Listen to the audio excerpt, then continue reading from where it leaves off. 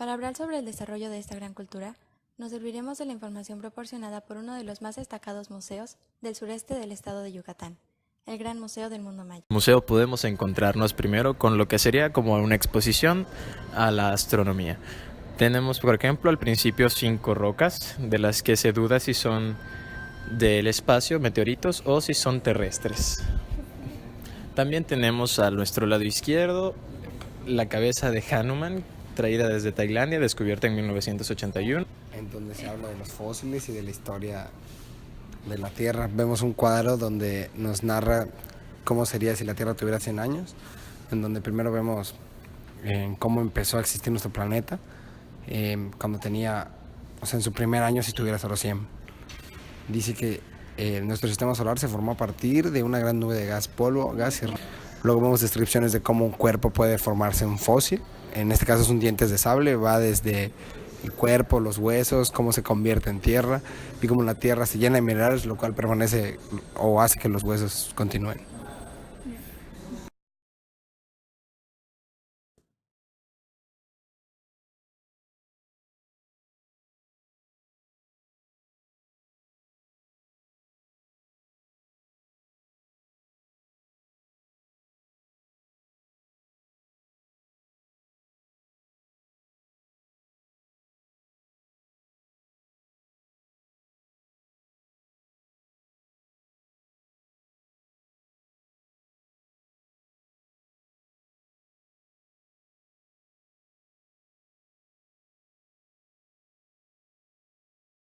La cultura maya comprende el territorio de los actuales estados mexicanos de Yucatán, Campeche y Quintana Roo, parte de los de Tabasco y Chiapas, los departamentos guatemaltecos de Petén e Izabal, el noroeste de Honduras y Belice, en total unos 280.000 kilómetros cuadrados.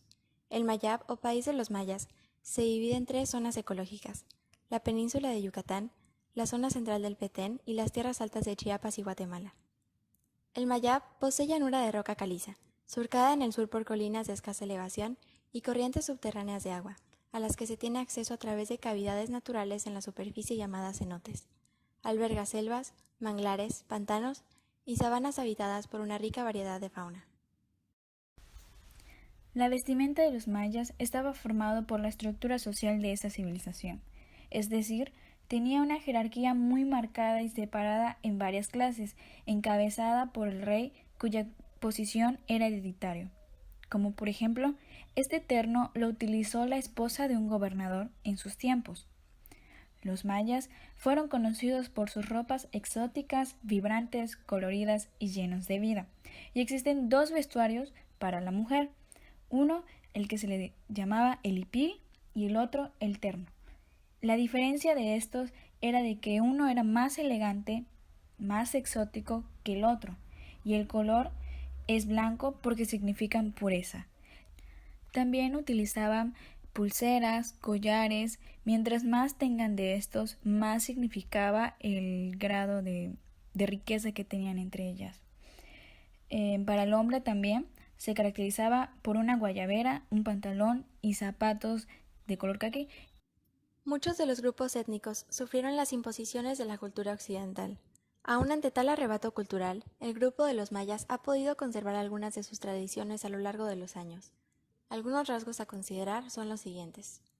La economía en muchas comunidades mayas se basa en la agricultura, ganadería, cría de abejas y aves de corral.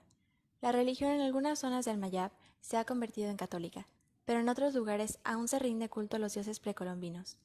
Los mayas actuales acuden a curanderos, chamanes, hierbateros, hueseros u otros, para curar enfermedades de origen natural o provocadas por factores externos como envidias, hechizos o seres sobrenaturales.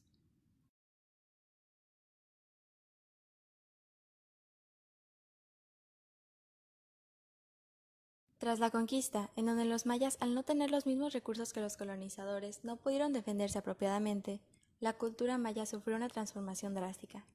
Las ciudades fueron devastadas o abandonadas. Los indígenas sometidos debieron cumplir con las imposiciones tributarias de los colonizadores y los vestigios que develan la vida ancestral fueron destruidos. Las costumbres y modalidades españolas desplazaron a las de los indígenas.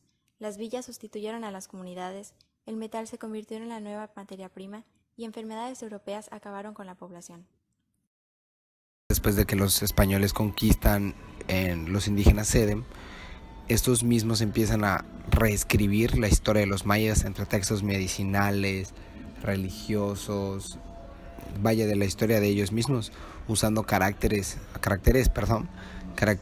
en latinos, o sea, letras de nuestro alfabeto.